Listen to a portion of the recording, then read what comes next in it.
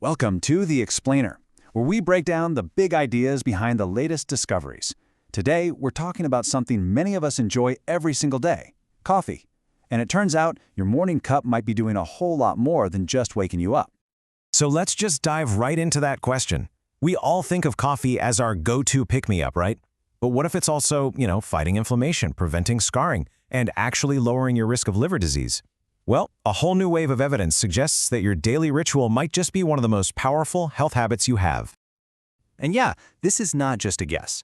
A huge new review, which pulled together decades of research, has laid out some incredibly compelling evidence. We're not talking about some small little connection here.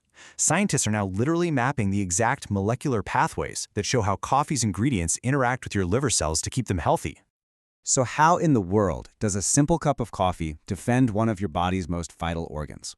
Well, it turns out coffee's working in a bunch of different ways. It's almost like a multi-talented bodyguard for your liver. A whole team of them, really, each with a different skill, all working together. Okay, before we get to coffee's superpowers, we need to meet the villain of this story, oxidative stress. The easiest way to think about it is like biological rust. Seriously, it's a natural process that happens all the time in our bodies. But when that rust gets out of control, it starts to damage our liver cells and kick up a ton of inflammation. Now here's where it gets really cool. Coffee is packed with secret weapons.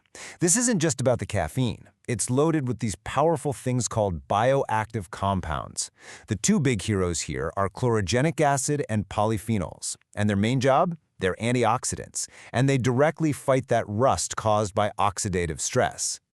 So here's the full battle plan. The review found 5 distinct ways these compounds work together. First, as we just saw, they're amazing antioxidants. Second, they calm down inflammation, which is a huge driver of liver damage. Third, they have what's called antifibrotic effects, which is just a fancy way of saying they help stop the scarring of liver tissue. Fourth, they support your metabolism, helping your liver handle fats and sugars way more efficiently. And finally, they help balance your gut microbiome, which, believe it or not, has a direct line to your liver's health. It is a full-spectrum defense. Okay, so the theory sounds great, right? We know how it's supposed to work. But does this amazing defense system actually hold up in the real world? Let's get to the data and see what the numbers have to say. And wow, this number just says it all. We're talking about the most common chronic liver disease on the entire planet, MSLD. And regular coffee drinkers, they saw their risk of developing it drop by nearly a third compared to people who don't drink coffee, 29%. That is a massive impact for something so simple. And the good news doesn't stop there. It's not just one condition. As you can see, the benefits are pretty consistent across several major liver diseases. For people with hepatitis C, it's linked to a slower march towards serious scarring and cirrhosis. For alcoholic liver disease, it's associated with lower levels of those damaging liver enzymes. And of course, for MASLD, there's that incredible 29% lower risk. The evidence is just remarkably consistent.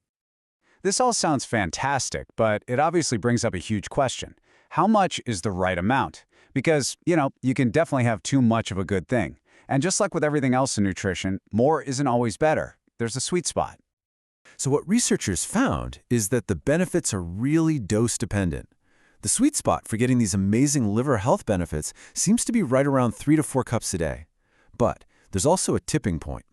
Once you start going beyond 5 cups, you could actually see an increase in LDL, which is that bad cholesterol that can cause problems down the line. And this is absolutely crucial. This is not a one-size-fits-all prescription. As experts like Michelle Rautenstein point out, that 400 milligram guideline, again, about 3 to 4 cups, is just a general rule. Her words say it all. This amount can vary based on individual tolerance. And some of you probably know exactly what she means. For some people, even a small amount of coffee can cause things like anxiety or heart palpitations, or just an upset stomach.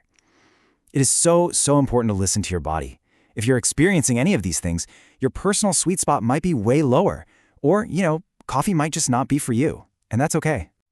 So, we've gone through the science, we've looked at the hard numbers, and we've talked about how important it is to find what works for you.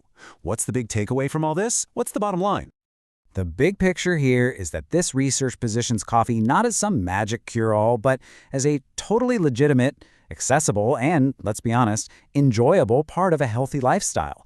It suggests that this simple habit could be a real tool for promoting your liver health. And really, it's just a powerful reminder of that deep connection between our simple daily habits and our incredibly complex biology. It shows that the small choices we make every single day, like whether or not to have that second cup of coffee, can really add up and have a major impact on our health in the long run. It just leaves you wondering, right? What else are we going to discover? What other powerful health benefits are hiding in plain sight? Maybe in our next meal, or maybe even in our next cup. Something to think about.